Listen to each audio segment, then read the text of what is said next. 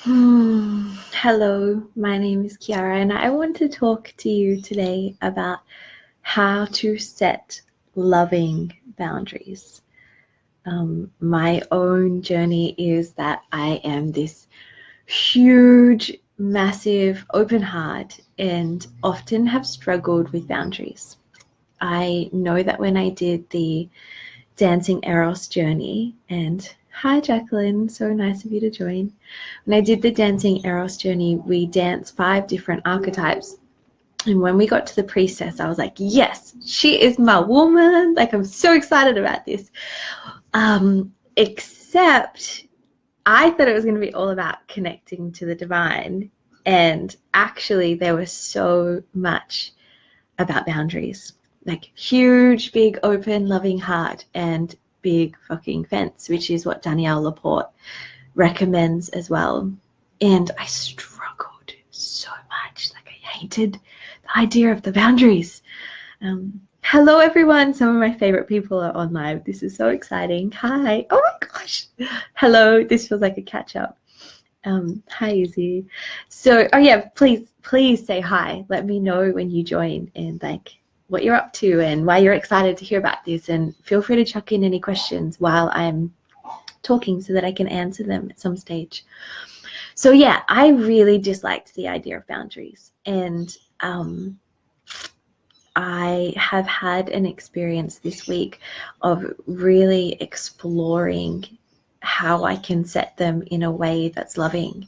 So I noticed that I was doing this pattern where if someone was resisting my love, I could see why they were resisting it, and I could see that it was coming from fear. And so like I just sweep that out and I'm like, all right, I'm just gonna love you more. That's how I am. But what I was noticing is that eventually this pattern, if they didn't come back around, would lead me to, if you imagine that two people, there's like one lane here and one lane there, we're walking in the same direction but in our own lanes. And at some point it would lead me to switch out of my lane and move over into their lane and like attempt to help them out so that they could come back to love. And then I would find that I had abandoned myself and moved over into their world. So I was left alone, and then I needed something from the other person, and that didn't feel very good to me. And it didn't feel very good to the other people either. So that was where I realized that, oh my God, Jacqueline's listening in from a beach in Thailand. Izzy is in America, and Leah, are you in like London? This is so exciting. And of course we have Aussie people as well. So once I realized that it was causing this dynamic of me overgiving and then needing something back, and of course then blocking my ability to love unconditionally, that's when I was like, all right, hit me up with the boundaries. Like, we need boundaries. She's in Switzerland. Wow, we're so international. So one of the reasons, like, so the first thing that I said that I would share is why they create more love.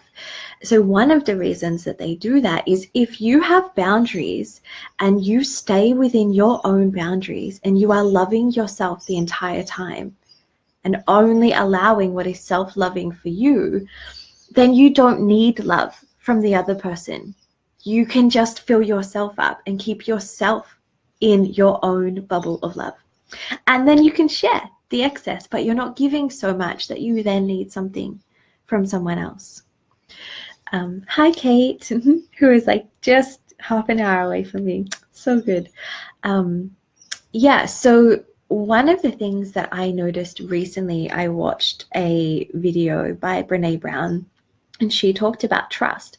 And she talked about one of the key reasons that we trust or distrust someone is boundaries, one of the 7 reasons.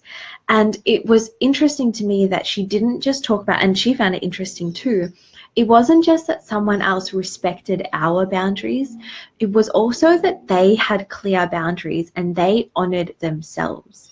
And I know that when some of my friends say to me, actually, I can't hold this right now. I can't talk about this right now.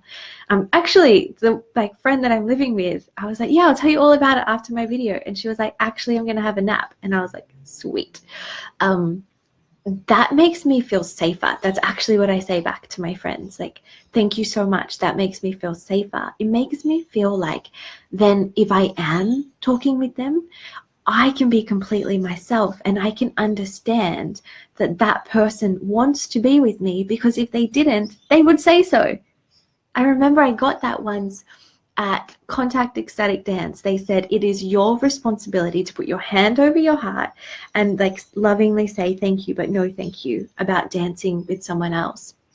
And that's when I realized that like that allowed me to then know that whoever I was dancing with actually wanted to dance with me. Have you ever had that experience? Like, I'd love to hear in the comments if you've had an experience of like kind of not being sure and other people not speaking their boundaries, and so you're like, oh, do I get to be like, this is weird, and it creates this like unspoken separation between the two of you. And the other reason that it creates more love, boundaries create more love, is Kate said, I have to get a little. I don't know what you mean by that, honey. Can you say that again in a different way? Is that if we have a boundary and we don't say it, but someone else crosses the boundary, or maybe even if we don't realize, like it's an unconscious boundary, like yeah, it's okay, but if you put your hand on my knee, that feels great, and actually if you put your hand on my shoulder, that feels like too close to my heart, and I don't like that. But maybe unconsciously they don't know, or maybe they don't know that it's okay to say that. Then if someone puts their hand on that person's shoulder, that person is going to be angry, whether it's conscious or not, at the other person for crossing their boundary, and angry at themselves for letting that happen. And it creates this like disconnect and separation, but maybe that was never even spoken about. Again, it's another thing that you might have felt in relation to someone, where you're like, oh, that feels like they just pushed me back out and I've got no idea why. Or I feel like fuck you to this person and I've got no idea why.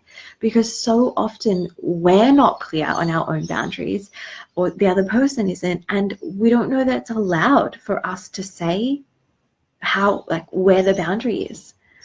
And yeah, okay, that's it.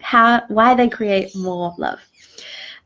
How to set them in a loving way. I just had this experience that I had with a friend on the weekend come up for me, and so I want to share it with you.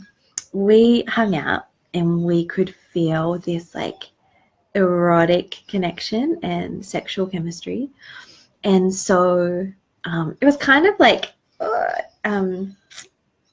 I could feel it in my body, and so I couldn't really fully relax into my body because I didn't know if this person was going to cross a boundary for me, and then I would end up feeling uncomfortable. Hi, Lena. That's so good to see you. Oh, and people are commenting. Oh, Leah, yes, I have heard boundaries from a lot of my friends, so I'm really excited that you are feeling it as well. I think it might be a conscious collective consciousness experience this week. So anyway, with my friends, we can feel some erotic connection, and it's unlabeled at this point. And so I invited my friend and I to do a process called Desires, Fears, and Boundaries.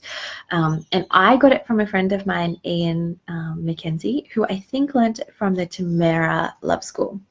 So what you do is you say, I desire, and then you have to talk about everything you desire. So it might be like, I desire to put my hand on your knee, or I desire to be able to cuddle, or I desire for us just to talk. And then you say, my fear is that you will end up kissing me, and I wasn't ready for that. And then my boundary is actually like, it's just okay for you to touch me on my knee and that's it. Like, not like up to here and that's it. Can be really clear. And so that is a really powerful way for everything to be heard and seen and allowed. Like, if my desire, or if my boundary is, I guess, like, is at the knee, but then, and I spoke first, but the other person's boundary, like their desire is like to make love with me, for example, then they're allowed to say that too. And everything is allowed to be heard. That's the thing. Like, we make so much wrong because we don't have clear boundaries. But if we allow the full expression of all of the desires and all of the fears, and then to put the boundaries into place and honor and respect those in each other, that's really powerful and such a beautiful, loving way to put boundaries into place. So you would say to the person, I know this thing and I would love to play like desires, fears, and boundaries. That's how you could play it. So I just want to look at Jacqueline. Makes me think about being a child and being forced to hug people I didn't know, which would make me uncomfortable. Boundaries are important. Yes, like with family and friends, and they say to their children, young children, like, go and hug Kiara, or like Auntie Kiara, or, like, things like that. I'm like, no, it's okay. If you don't want to hug me, that's okay. That's really okay. I feel like it's so important that everyone is allowed to say, I don't want to do that right now, and that be fine. Yeah. How to set them in a loving way. So I had another experience of this today where we didn't play desires, fears, and boundaries. But what I noticed was that one scenario had been offered in terms of how we would connect, and that felt good to me. And then some more information came to light, and I was like, oh, like, my little girl inside feels like she was almost tricked into feeling important before, and now I feel like she's not, and I don't know if I really want to do this anymore. And actually, here's what I would need in order to feel met. And that's one of probably the scariest experiences that I've ever had at setting my boundaries, because that connection means a lot to me. So putting a clear boundary around that was really scary, because of course then you risk rejection. But what I realized was that if I didn't say my boundary and stick to it, then what I was doing was rejecting my own inner preciousness, the precious one inside of me who wants to feel important. And if I didn't set my boundary, then that would have told my little girl that she actually wasn't worthy of being met, and actually I was going to reject her. It didn't even matter what the other person did. So instead, I actually explained that to this person, and I was like, my little girl needs to know that I meet her, and that I honor how she feels, and that I love her. And so I'm going to choose this. And actually, it's so okay, whatever you choose. It's like so okay if you don't want to meet me and her in that. It's just really important that she knows that I meet her. And that was another really beautiful, loving way for me to express that I wasn't asking someone to like jump through hoops to be worthy of my love. It was just like a totally self-loving choice. And that is how I feel you can understand where to draw the line.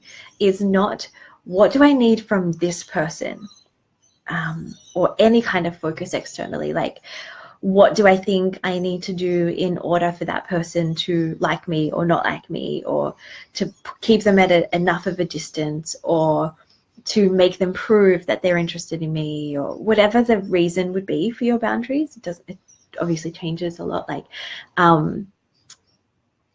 who do I think that I have to be in terms of, like, even when I answer the phone for work and things like that?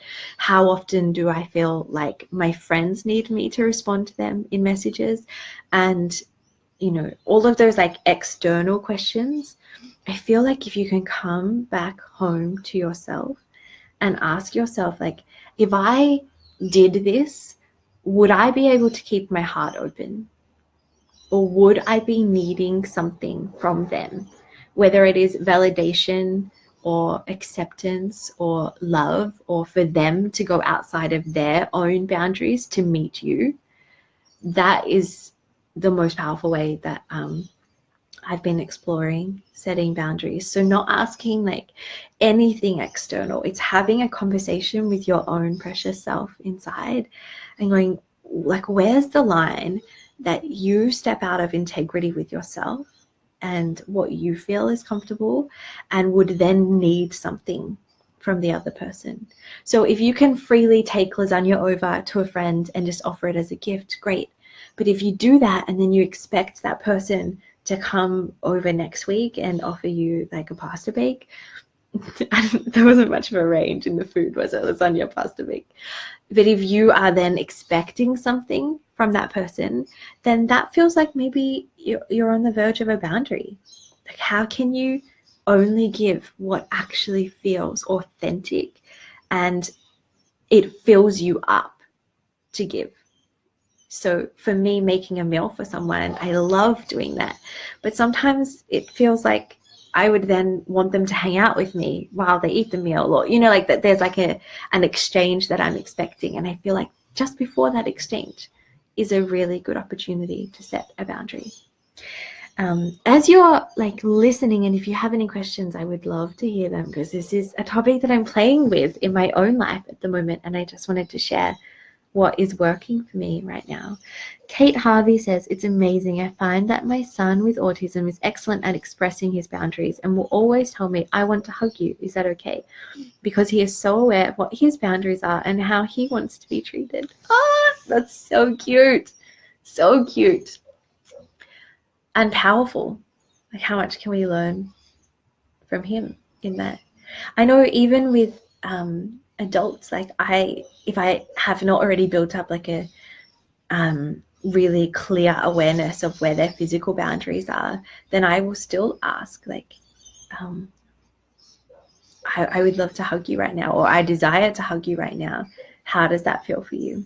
I still say it with my friends when they're upset, because sometimes people want to be held when they're upset and sometimes they don't. So yeah. So where to draw the line, we've already discussed that. How to know the difference between a boundary and when you're actually just punishing someone. So that is a good one. That is a good one. Elaine says, yes, so true. My autistic son always asks for a hug every time. Oh, it must be because they have, as far as I know, they have higher boundaries around their own physical space. So then they respect and honor other people's boundaries. Is that right, Kate and Eileen?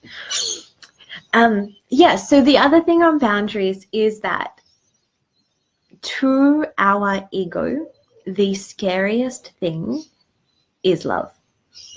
And so sometimes we can put boundaries up when on the other side of that boundary is actually the love that we are craving and that we deserve and that is our birthright. So I feel like it's really important to be able to distinguish between the two inside of yourself. Like, am I doing this out of fear? Am I doing this because I feel pushed and like I need to be like, fuck you, or, you know, like it's like a defense mechanism? Am I doing this because I feel like they've hurt me, so I want to hurt them? Like, so I'm recalling on the weekend, I heard a conversation, and how I interpreted it was, if you're like, I don't know, 7, like out of 10, you're like a 7 open with someone, and then they say something that makes you feel like you can't trust them as much, and then maybe you come down to a 6 because you feel like maybe I shouldn't be giving them this much of my heart, and actually it makes me feel like kind of like I'm on the edge of a cliff and I'm showing too much.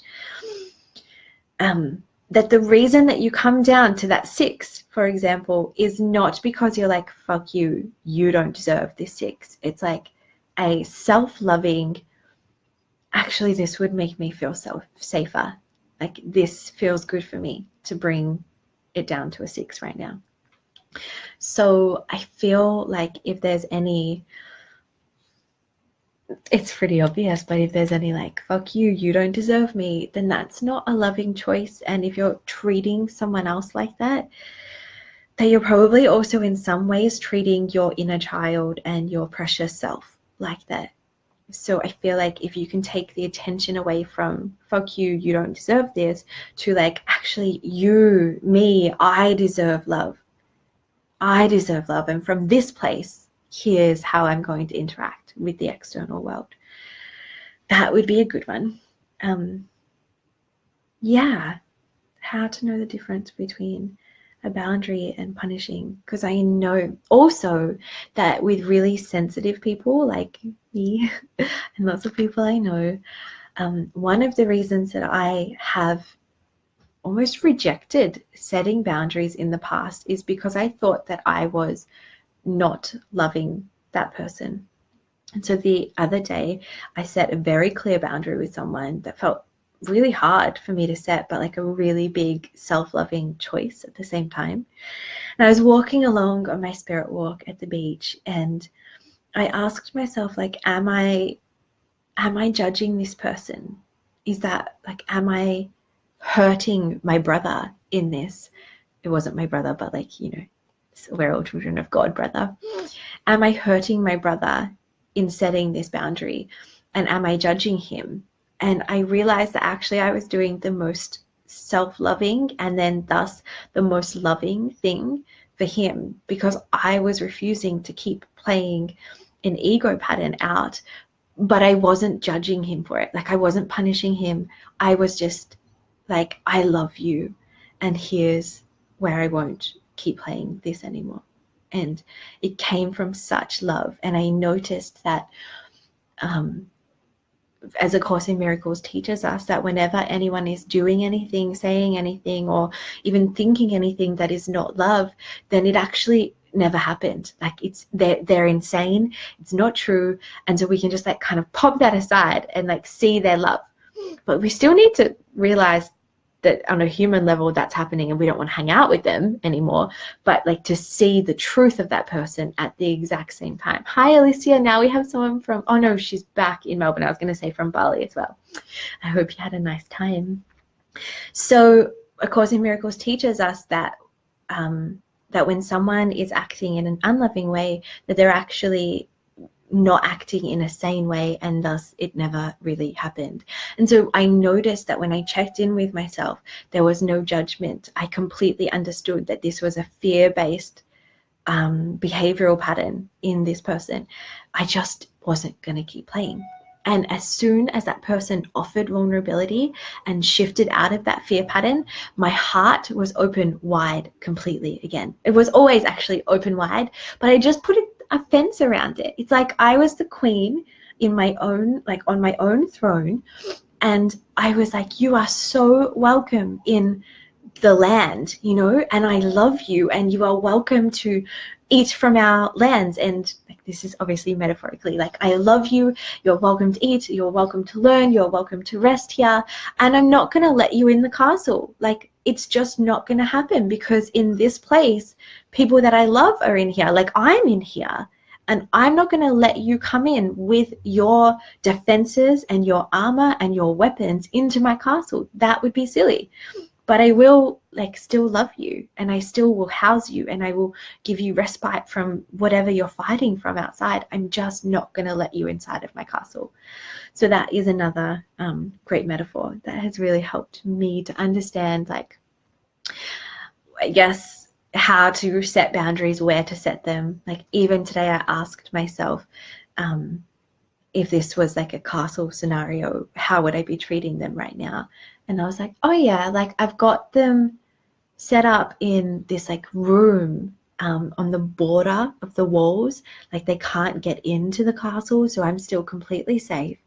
But I'm not pushing them out of the castle. I've got them set up here. It's not like they're being held with guards, but the guards are still in between me and them. And as soon as they put their armor down, they will be allowed to walk through, like completely lovingly received.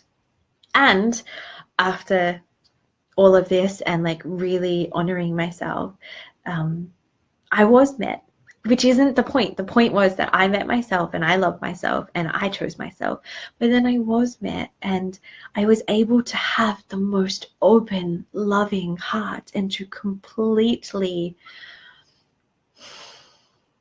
meet that person without any anger or resentment towards how they'd crossed my boundaries, because I didn't let them cross my boundaries. I held my boundaries. So as soon as they put down their weapons, they were welcomed in again. No resentment. And then we were able to have a beautiful, vulnerable, loving connection again. So that is my experience with boundaries in the last week. And I feel just like my whole life has changed in this last week, from understanding how to set loving boundaries, how to go, I feel like this is about all I can keep my heart open for. And if we stayed here any longer, I'd probably start losing presence. And I want to be able to have my heart open with you and to be in alignment while I'm with you. So here's my boundary for now. I hope that this has served you. Thank you everyone for playing along and adding comments as we were live. I would love for you to pop any questions that you still have in the chat box and I will answer them at some point. And I would love to know, like, if you go away for the next few days and play with loving boundaries, please like come back and let us know how it went. And also, if you have like one key thing that you're like, oh, that castle analogy, or like the desires, fears, and boundaries tool, like if there's one thing that really stood out to you, please let me know, because it really helps me to understand and cater to what really serves you when I do these videos. It is such an honor to hang out with you. So many people that I love were on here. I hope that you have an experience of more loving boundaries from now on. So much love. I'm Kiara. Bye for now.